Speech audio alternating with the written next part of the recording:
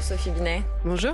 Bonjour Paul. Bonjour à tous. Merci Sophie Binet d'être avec nous sur France Info. Alors que la guerre au Moyen-Orient frappe les Français au portefeuille, le prix du gazole n'a jamais été aussi haut depuis 1992, 2,23 € le litre. Face à cela, le gouvernement a débloqué des aides ciblées pour les pêcheurs, les agriculteurs, les routiers. Des aides ciblées car les caisses sont vides. On écoute la porte-parole du gouvernement, Maud Bréjon.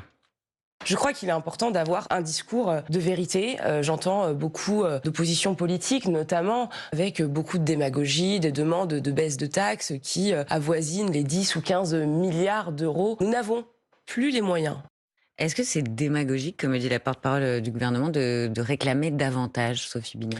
Non, moi ce que je veux commencer par dire, c'est que l'urgence absolue, c'est d'arrêter cette guerre qui a déjà fait des milliers de morts civiles et qui est catastrophique pour l'ensemble des populations au plan mondial. Mais ça ne dépend pas du gouvernement français. Comment ? Ça ne dépend pas du gouvernement français. Si, ça dépend en partie de Vous pensez qu'ils ont la le pouvoir France. d'arrêter la guerre et Elle pourrait durcir le ton.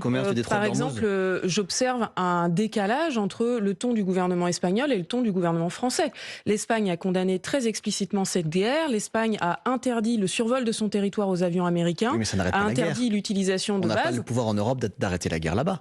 Ça joue et ça envoie un signal. Aujourd'hui, le gouvernement français est quand même très mezzo voce sur cette question-là, alors que c'est une guerre qui est complètement illégale et qui fait des milliers de morts et avec des catastrophes économiques. Qu'est-ce que vous attendez de plus du gouvernement concrètement pour mettre fin à cette guerre, comme vous dites ? C'est ce que je viens de dire. Par exemple, de suivre l'Espagne et de monter une coalition européenne avec des pays qui condamnent explicitement cette guerre et qui durcissent le ton face aux États-Unis. On l'a fait en 2003 sur la guerre en Irak et là, la France est très silencieuse sur cette guerre qui est complètement illégale, qui est catastrophique et qui s'annonce comme devant durer des mois et des mois. On ne règle pas des problèmes démocratiques par des interventions militaires extérieures. En attendant, il faut des mesures pour répondre à la situation économique. Et encore une fois, le gouvernement est en dessous de tout, puisqu'on nous parle d'une situation au moins aussi grave que le choc pétrolier de 1973, donc qui a causé une crise économique majeure en France et dans le reste du monde.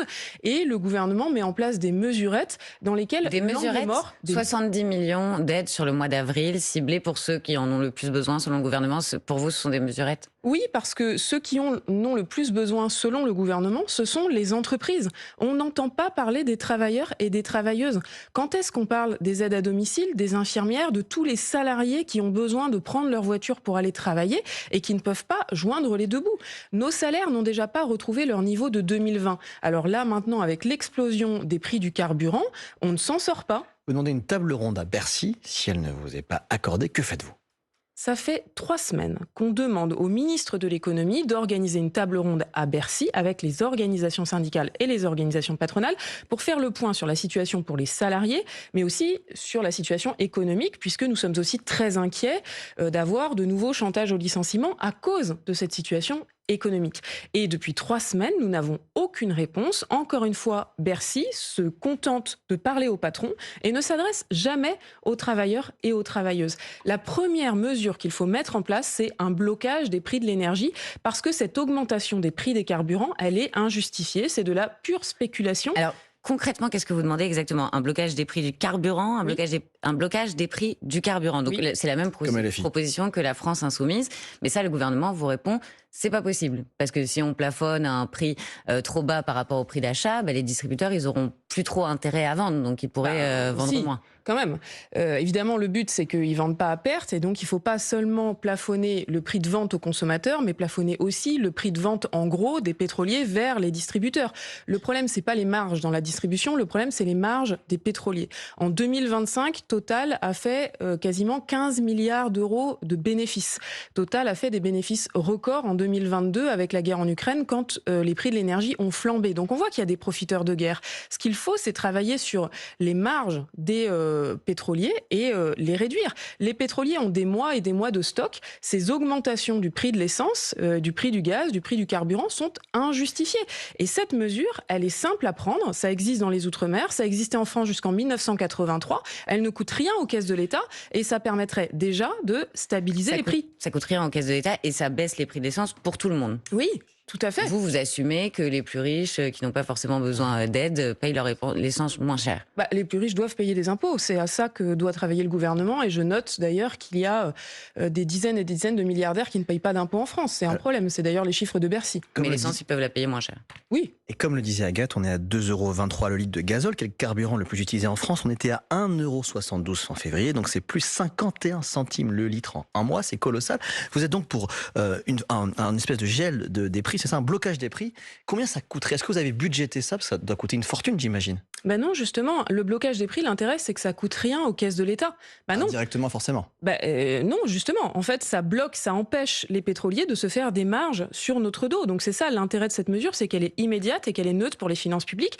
J'appelle d'ailleurs toutes celles et ceux qui nous écoutent à signer la pétition lancée par une aide à domicile syndiquée à la CGT pour bloquer les prix des carburants. Vous la retrouvez sur le site cgt.fr. Une aide à domicile. Parce que les aides à domicile, elles passent leur journée dans leur voiture, leurs indemnités kilométriques déjà sont insuffisantes aujourd'hui pour prendre leurs frais et elles n'ont même pas été revalorisées alors que leurs salaires sont très loin du SMIC, en dessous. Vous parlez de mesurettes de la part du gouvernement. On a aussi le ministre du Travail, Jean-Pierre Farandou, qui hier s'est dit prêt à mettre en place des mesures de chômage partiel pour soulager les entreprises qui ont une baisse d'activité. Alors ça aussi, ça représente 70 millions d'euros, mais c'était déjà budgété dans le budget 2026. C'est pas suffisant pour vous? Rien de neuf sous le soleil. C'est des mesures qui existent déjà et que le ministre recycle. Donc oui, c'est utile, mais c'est pas ça qui va répondre à l'explosion des prix de l'énergie pour les entreprises. Ce qu'il faut, c'est aussi revoir la fixation des prix de l'énergie, revenir sur des prix régulés, parce que là, il y a les 2/3 des entreprises et des ménages qui s'approvisionnent sur des prix qui changent à chaque heure en fonction des prix du marché. Il faut revenir sur des tarifs de long terme. Donc il faut réguler les prix de l'énergie. Ah oui, tout à fait. Et que les prix de l'énergie dépendent du prix de production et pas du marché et de la spéculation. C'est une aberration. On voit monter dans le débat public le parallèle avec la crise des Gilets jaunes en 2018, qui était partie, on le sait, un peu de la même racine de l'explosion des prix, mais qui était inférieure en 2018. Est-ce que pour vous, c'est comparable? Est-ce que vous craignez à nouveau une crise comme celle des Gilets jaunes en France? La situation est comparable, voire pire, puisque nos salaires n'ont pas retrouvé leur niveau de 2020 suite à la crise inflationniste. Donc on est déjà dans un contexte où les salaires sont trop faibles. Et là, on a tout d'un coup les prix de l'énergie qui explosent, sachant derrière que ça risque d'être suivi par les prix de l'alimentaire, parce que on sait que le coût du fret va augmenter, que le coût des engrais augmente aussi fortement. Donc c'est une inflation globale qui se prépare. D'ailleurs, l'INSEE a dit qu'il y aurait probablement 2% d'inflation. 2% d'inflation en mai, alors qu'on était à 0,9% en février, ce qui était plutôt bas par rapport à la zone euro. Tout à fait. Et le problème, c'est que les salaires ne suivent pas. La CGT demande une mesure toute simple, indexer les salaires sur les prix pour que les salaires cessent de baisser quand les prix augmentent. C'est ça le problème aujourd'hui. Ça, c'est ce que vous demandez en ce moment. D'ailleurs, il y a des négociations salariales. Il faut prendre en compte cette hausse à venir de l'inflation dans les discussions en cours.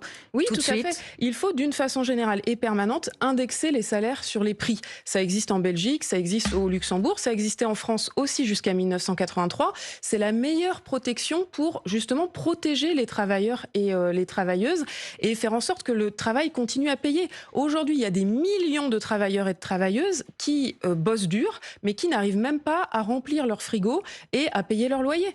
Il y a quand même la prime d'activité qui est revalorisée de 50 € dès aujourd'hui pour 4,5 millions de travailleurs. Ça aussi, c'était une mesure issue des négociations sur le budget 2026. Ça, vous reconnaissez que ça va dans le bon sens ?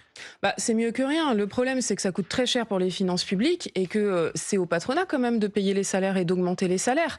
Le problème, c'est qu'on a une stagnation salariale avec le SMIC qui n'a pas été augmenté depuis 13 ans, enfin qui n'a pas eu de coup de pouce depuis 13 ans, et les salaires qui s'alignent sur le SMIC avec une spicardisation de la société française, un grand déclassement, notamment pour les femmes. Les smicards sont d'abord des smicards 2, c'est plus de 60% des personnes payées au SMIC qui sont des femmes.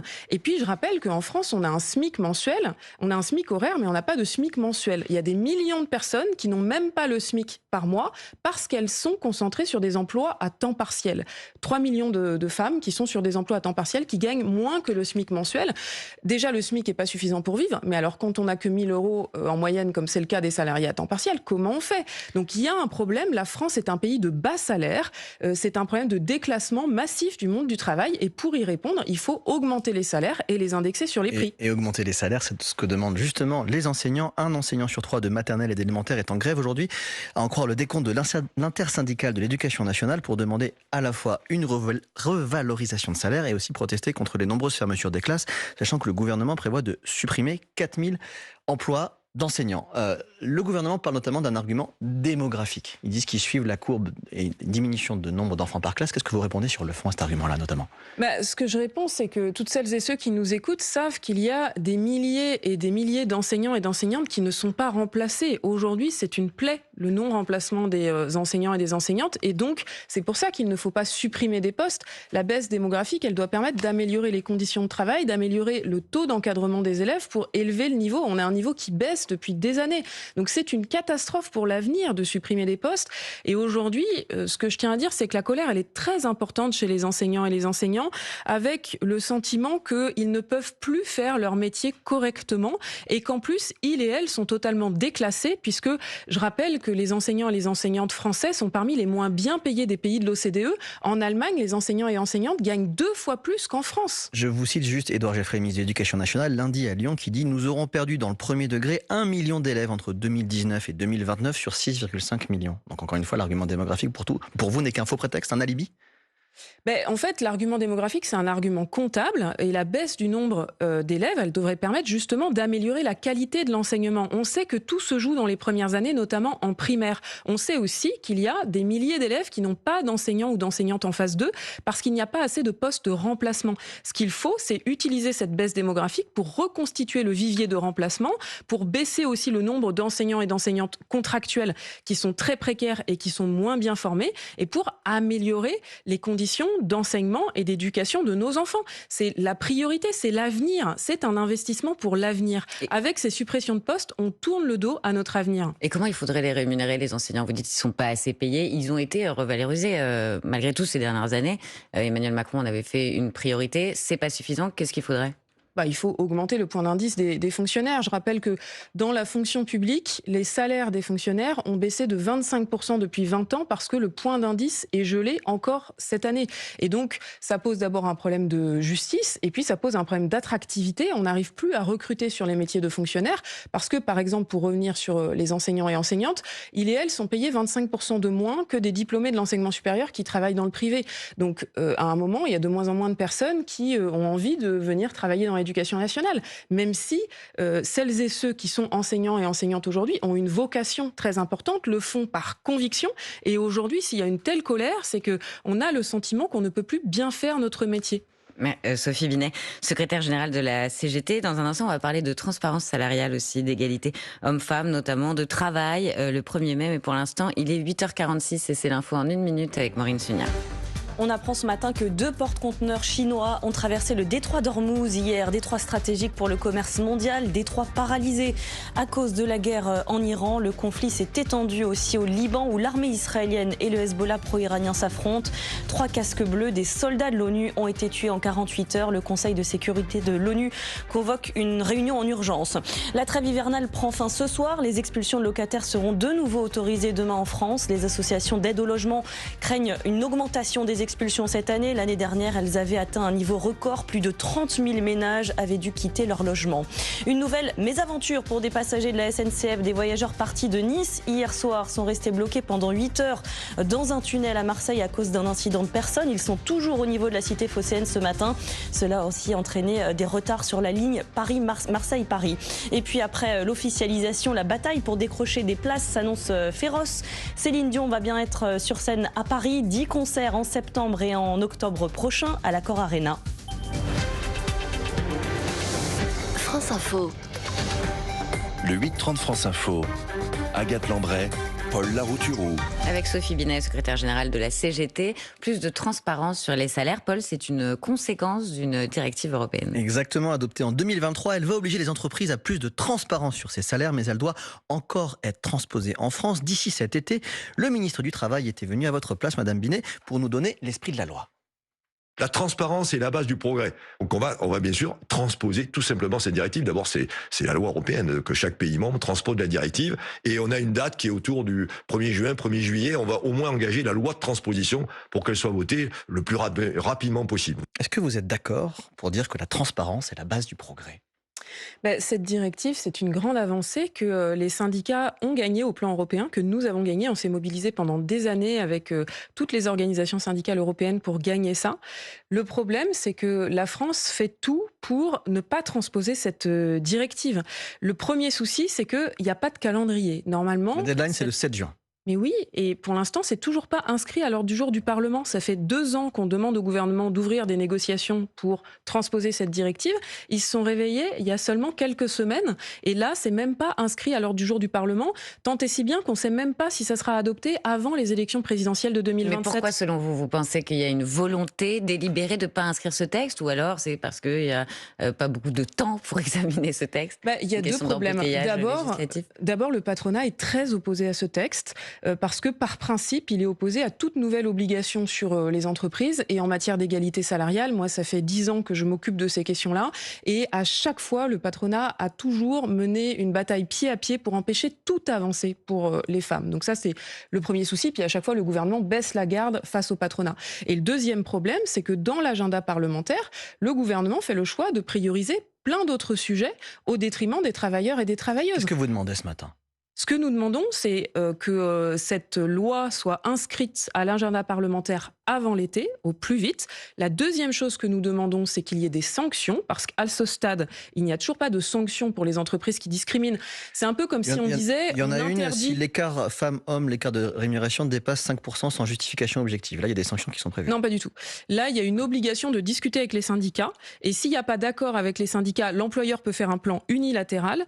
Et il y a des sanctions s'il n'y a pas de plan unilatéral. Voilà, donc, il y a quand même des sanctions qui sont prévues. Oui, sauf que c'est très facile. Non, c'est très facile de les contourner puisqu'il n'y a même pas d'obligation de conclure un accord avec les syndicats et encore moins d'obligation de supprimer les écarts. Je rappelle qu'il y a quand même 25% d'écart de salaire entre les femmes et les hommes et que discriminer, c'est interdit depuis 50 ans. Justement, 7% d'écart chez les cadres entre les femmes gagnaient 7% de moins que les hommes à poste et profil identiques. Est-ce que vous pensez que cette directive, ça peut vraiment corriger cela ?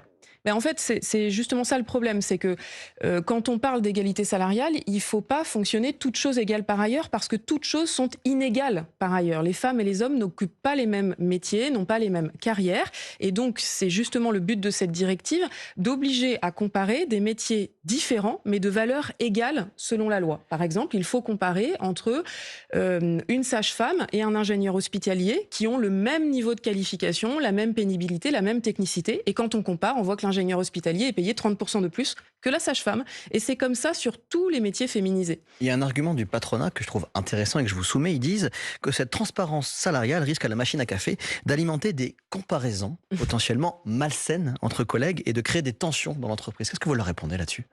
Justement, que le problème, c'est qu'il y a beaucoup trop d'opacité en matière de rémunération et que ces 20-30 dernières années, la stratégie patronale a été d'individualiser les rémunérations avec toujours plus de primes et toujours plus d'arbitraire. Et donc, cette directive, elle va faire beaucoup de bien parce qu'elle va permettre de remettre un peu d'ordre, un peu d'égalité et de sérénité. Et quand il y a un sentiment d'injustice chez les salariés, c'est ce qu'il y a de pire parce qu'on a le sentiment que le travail n'est pas reconnu. Et c'est ce qui se passe aujourd'hui au travail et notamment pour les femmes.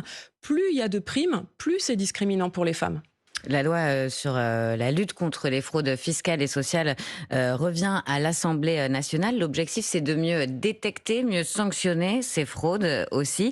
Par exemple, sur 14 milliards d'euros de fraude sociale estimée en 2025, le gouvernement espère en récupérer 1 à 2 milliards à court terme. Est-ce que vous reconnaissez sur le principe que c'est nécessaire ?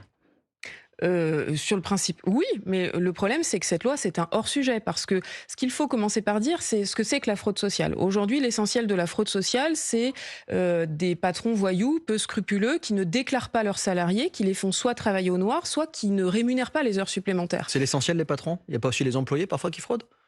Quelques-uns, mais c'est beaucoup plus marginal en fait. C'est en fait, par exemple, la fraude aux allocations chômage, c'est 0,2% des personnes qui sont au chômage qui fraudent. Donc c'est quasiment rien. Elle est Sachant par qu'il y a- essence difficile à jauger cette fraude, puisque les fraudeurs, ils ne sont pas toujours détectés. Ouais, mais c'est les chiffres. Il y a des évaluations. C'est pas les chiffres de la CGT, c'est les chiffres officiels. Sachant que de l'autre côté, il y a quasiment un tiers des personnes qui ne font pas leur demande de droit, alors qu'il et elle y aurait droit. Il y a un tiers de non-recours au droit parce que c'est beaucoup trop compliqué en fait de se repérer dans le maquis des allocations chômage, etc. Néanmoins, est-ce Donc, qu'il faut sanctionner ces fraudes? Et notamment celles aux allocations chômage, est-ce qu'il faut les sanctionner? il faut sanctionner les fraudes, mais là où elles sont, c'est-à-dire que, par exemple, cette loi sur la fraude sociale, ce qu'elle devrait faire, c'est commencer par s'attaquer sur la sous-traitance. Plus il y a de niveaux de sous-traitance, plus il y a d'abus des employeurs avec du travail au noir, des heures sup non déclarées, des accidents du travail, etc.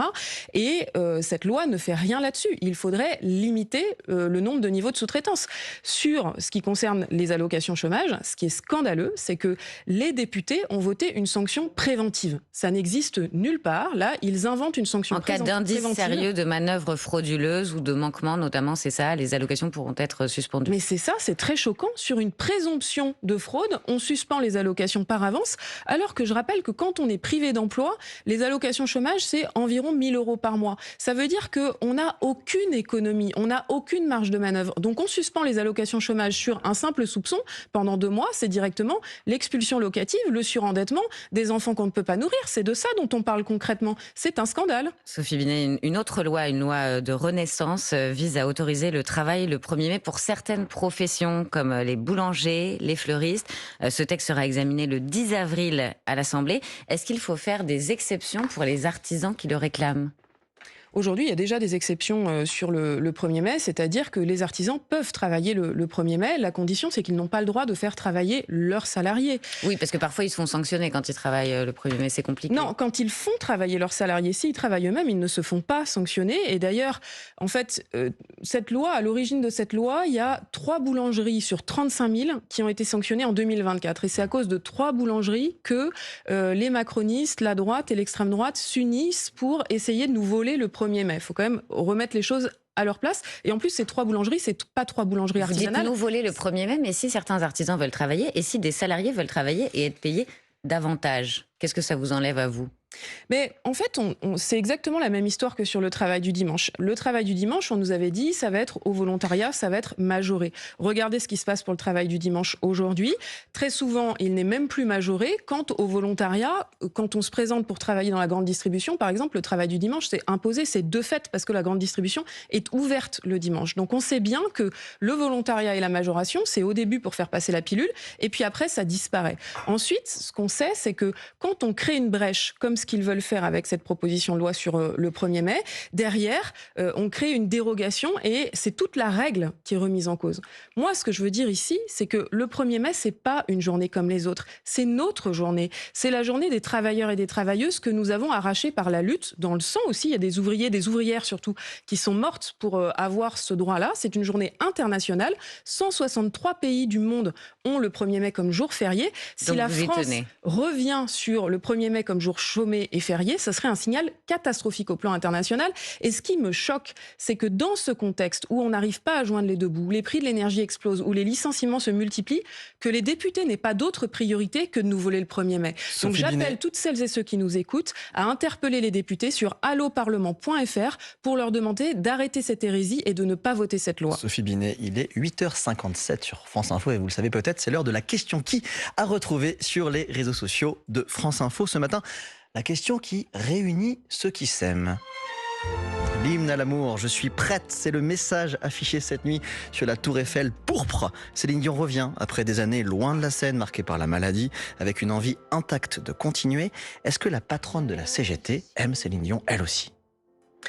Je pense qu'elle a une voix assez impressionnante. C'est une combattante, donc ça c'est une qualité qu'on aime à la CGT. Après c'est pas forcément mon style de musique, mais je comprends que beaucoup l'apprécient. Vous n'êtes pas très enthousiaste, vous prendrez pas votre billet pour écouter Céline Dion. C'est un peu trop cher. Et pas une chanson qui vous plaît plus qu'une autre? Je connais pas particulièrement son répertoire non plus. Donc Sophie Binet, pas très fan de Céline Dion. Merci beaucoup Sophie Binet, secrétaire générale de la CGT. Merci Paul. Merci, à demain. Tout de suite les informer avec Renaud Dely.